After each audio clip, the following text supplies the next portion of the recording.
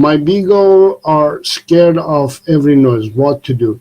This is a little bit of a sensitive case. Whenever a beagle or a dog is scared of a noise, that's something that you have to work a little bit hard. So what I would suggest to do is focus on getting them to focus on you rather than the sounds that they're hearing. This means a lot of working towards getting them to pay attention to you.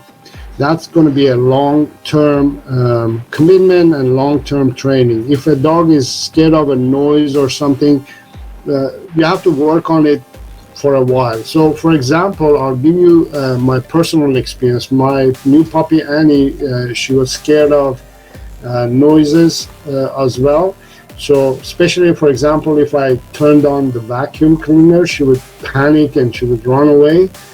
So what I've done for the past, I would say, a few weeks is every day I've let her hear the sound of the vacuum from safe area. Like, for example, she's in the room and the vacuum is outside of the room, just she hears it. And then I don't force her to get near the vacuum cleaner or anything like that.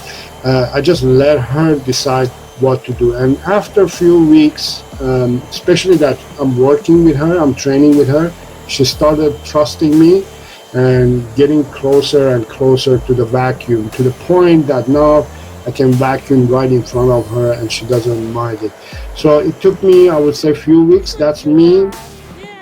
I work with her every day. So things like that, you have to do things like that in order to get your dog to be more connected to you and be more aware of what he's supposed to do, and how to deal with those problems.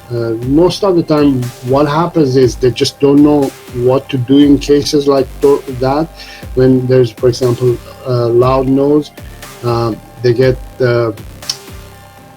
frustrated, they get stressed and anxious, and they don't think straight, so they don't know what to do. So that's why I'm suggesting you to get your beagle to start focusing on you so it can take and get information from you.